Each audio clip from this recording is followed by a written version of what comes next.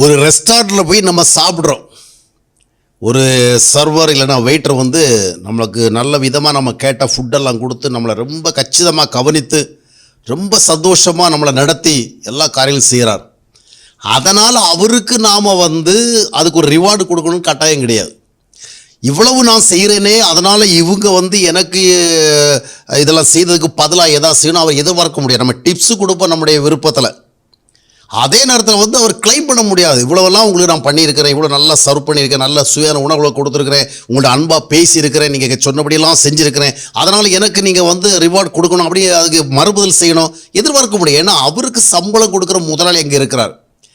இவர் இப்படித்தான் செயல்படணும்னு அவர் வந்து நியமிச்சிருக்காரு. அப்போது இவர் செய்கிற எல்லாத்துக்கும் அதனுடைய ரிமுனரேஷனை வந்து அந்த சம்பளத்தை வந்து அந்த முதலாளிகிட்ட தான் எதிர்பார்க்கணும். இப்போ நீங்கள் ஃப்ளைட்டில் ஜேர்னி பண்ணுறீங்கன்னு சொன்னால் ஃப்ளைட்டு அந்த ஏர் ஹோஸ்டஸ்லாம் பார்த்தீங்கன்னா தண்ணி கேட்டால் தண்ணி கொடுப்பாங்க, டீ கேட்டால் டீ கொடுப்பாங்க, கேட்குறதெல்லாம் செய்வாங்க, ரொம்ப அன்பாக நடந்துக்குவாங்க, ரொம்ப கோவப்பட மாட்டாங்க, நம்ம டென்ஷன் பண்ணால் கூட ரொம்ப கச்சிதமாக நடந்துக்குவாங்க, நம்மளை நல்லா ட்ரீட் பண்ணுவாங்க, ராஜா மாதிரி நம்மளை கவனிப்பாங்க. அப்படிலாம் பண்ணுறதுக்காக நம்ம ஃப்ளைட்டை விட்டு இறங்கி போகிறவங்கள அவங்களுக்கு ஒரு தொகையை கொடுக்கணும் ஒன்றும் தேவை கிடையாது. நான் இவ்வளோவெல்லாம் உங்களுக்கு ஹெல்ப் பண்ணிக்கிறேன், நீங்கள் தண்ணி கேட்டவெல்லாம் தண்ணி கொடுத்துருக்கேன், டீ கேட்டவள டீ கொடுங்க, ஜூஸ் கேட்டவள ஜூஸ் கொடுத்துருக்கேன், ட்ரிங்க்ஸ் கொடுத்துருக்கேன், உங்கள்கிட்ட எவ்வளோ அன்பாக பேசியிருக்கிறேன், எவ்வளோ உங்களை கனப்படுத்திருக்கேன், அதனால் எனக்கு நீங்கள் மறுபதில் செய்யணும் ஒரு ஏர்காஸ்ட் எதிர்பார்க்க முடியும். ஏன்னா அந்த பணியில் அப்படித்தான் செயல்படணும்னு அவங்க நியமிச்சிருக்கிறாங்க. அதற்கு அவங்களுக்கு சேலரி உண்டு, ரிமுனரேஷன் அவங்களுக்கு உண்டு, அதை தான் எதிர்பார்க்கணும். அதே போல் தேவ ஊழியத்தை செய்தால் தேவனால் அவர்களுக்கு பலன் உண்டு. நான் கிராம ஊழியம் பண்ணாலும் சரி, இல்லை சிட்டி ஊழியம் பண்ணாலும் சரி, என்னுடைய தேவைகளை தேவன் சந்திக்க உண்மை உள்ளவர், அவருடைய சர்வன்ட் தான் நான். அதனால் நான் ஊழியம் பண்ண போகிற இடத்துல கிளைம் பண்ண முடியாது. நான் உங்களுக்கு இவ்வளோ ஊழியம் பண்ணியிருக்கிறேன், இவ்வளவு பிரசங்கம் பண்ணியிருக்கிறேன், இவ்வளோ ஜெபம் பண்ணியிருக்கிறேன், இவ்வளவு கூட்டங்கள் நடத்தியிருக்கிறேன், நீங்கள் என்னை உரிய விதமாக கவனிக்கல, நாம் அவங்கள்ட்ட ஒன்றும் இந்த உரிமையை கொண்டாட முடியாது. அவங்க செய்யணும், அது வேறு விஷயம். ஊழியத்தை புரிஞ்சுக்கிட்டு ஊழியனை புரிஞ்சுக்கிட்டு பயன்படுகிறவங்க செய்யணும். அதைத்தான் கர்த்தர் விரும்புகிறார். அதைத்தான் வந்து நம்ம 1 அத்தியாயத்தினுடைய 8, 9, 14 வசனங்களை வாசித்து பார்க்கும் பொழுது, நாங்கள் உங்களுக்கு ஞான நன்மைகளை விதைத்திருக்க உங்கள் சரீர நன்மைகளை அறுக்கிறது பெரிய விஷயமானாலும் பவுல் கேட்பார். அதே நேரத்தில் ஊழியக்காரன் வந்து நான் உங்களுக்கு இவ்வளோ ஊழியம் பண்ணியிருக்கிறேன், அதனால் எனக்கு அது கேட்டபடியே பதில் கொடுன்னு கேட்க முடியாது.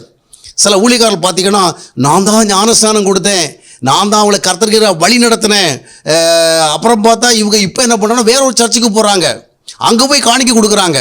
என்ன இது, சாப்பிட்றது ஒரு இடம், பில்லு கொடுக்குற இன்னொரு இடமானு கேட்பாங்க. நீங்கள் ஞானஸ்நானம் கொடுத்ததுக்காக, நீங்கள் கர்த்தருக்கு வழி நடத்துறதுக்காக தொடர்ந்து உங்களுடைய வழி நடத்துதல் இருக்க வேண்டும் என்ற கட்டாயம் இல்லை. சில இடத்துல வந்து யார் மூலமாக ஆண்டவர் ஞானஸ்நானம் கொடுப்பார், யார் மூலம் கர்த்தருக்கு நேரம் நடத்துவார். ஆனால் அவர்களை போதித்து வழி நடத்துவதற்கு எல்லாராலும் முடியாது. ஞானஸ்நானம் கொடுக்குற எல்லாரும் அதை செய்ய முடியாது. கர்த்தருக்கு நேராக காஸ்பல் சொல்லி நடத்துகிற எல்லாரும் முடியாது. அதனால் சில வேளை அவங்க தங்களை சரியாக வழிநடத்துவதற்கு ஏற்ற விதமான சபைகளுக்கு போகிறது இயல்பு. சிலர் வந்து பார்த்திங்கன்னா டிஃப்ரெண்ட்டாக இருப்பாங்க. கர்த்தரால் வழிநடத்தப்பட்ட அதை ஒரு குறிப்பிட்ட ஊழியர் அவளை வழி நடத்தியிருப்பாங்க, குறிப்பிட்ட ஊழியர் ஞானஸ்நானம் பெற்றிருப்பாங்க.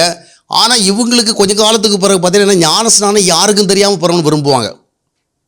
அதே நேரத்தில் வந்து ஒரு சபைக்கு போகிறோன்னு சொன்னால் ஸ்டாண்டர்டாக சொல்கிற மாதிரி இருக்கணும், ஒரு பெரிய சபையாக ஒரு மெகா சபையாக இருக்கணும், சொல்கிறதுக்கு நல்ல வெயிட்டாக இருக்கணும், அப்படி எதிர்பார்த்து அந்த ஃபேஷனில் போவாங்க. இது ஒரு பக்கம் மக்களுக்கு இப்படி இருப்பாங்க. ஆனாலும் நம்ம புரிய வேண்டியது, நான் ஞானஸ்நானம் கொடுத்ததற்காக, நான் சுவிசேஷம் சொன்னதுக்காக, இல்லைன்னா அவங்களுடைய நஷ்டங்களை நான் ரொம்ப நாள் ஜெபம் பண்ணுறதுக்காக அவங்க எனக்கு அப்படியே மறுபதில் சரி எதிர்பார்க்கக்கூடாது. ஏன்னா நான் வந்து அவர்களுடைய ஊழியக்காரன் கிடையாது, நான் கர்த்தருடைய ஊழியக்காரன்.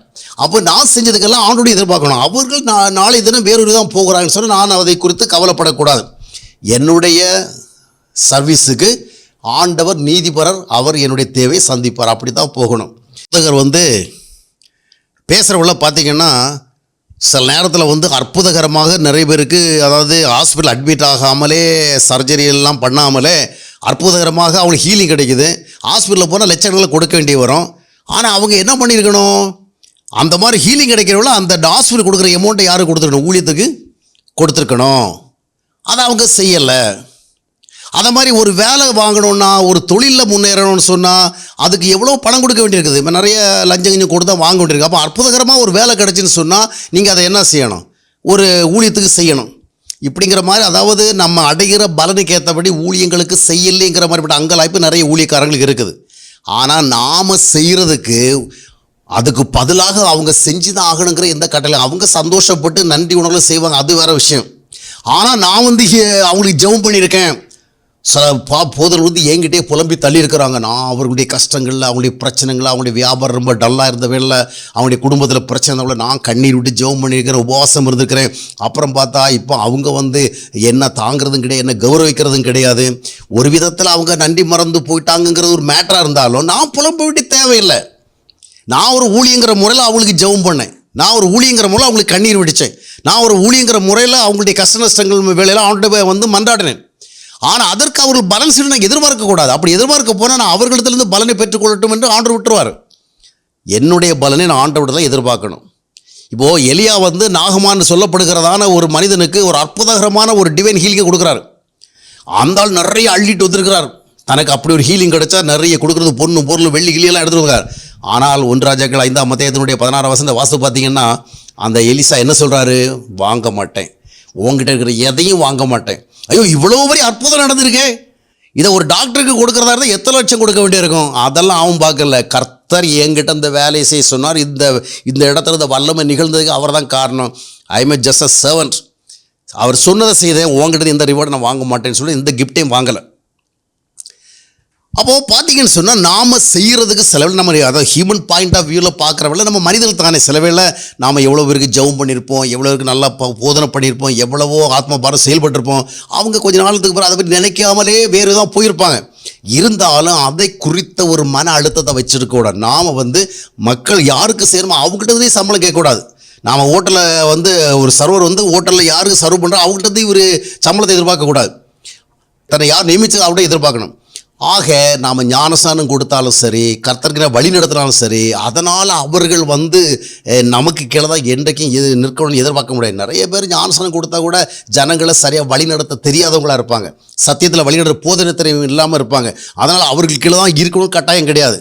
கர்த்தரால் வழி நடத்தப்பட்டு அவர் ஞானஸ்நானம் கொடுத்துருப்பார். கர்த்தரால் வழி நடத்தப்பட்டு அவர் கர்த்தரை நேராக நடத்தியிருப்பார். அதனால் இது போன்ற காரியங்களை நான் ஜெபித்தேன், நான் ஞானஸ்நானம் கொடுத்தேன், நான் ஊழியத்தில் உதவி செய்தேன், விதமாக சொல்லி மக்களிடத்தில் எதிர்பார்க்குற மனநிலை போகணும். நம்மை நியமித்த ஆண்டவர் யாரோ அவரிடத்திலும் தான் நம்முடைய தேவைகளுக்கான காலம் எதிர்பார்க்கணும். கர்த்தர் உண்மையிலோர் ஒரு எலியாவை போஷித்தவர் நம்மை நிச்சயமாக போஷிப்பார். அந்த நம்பிக்கை வேணும்.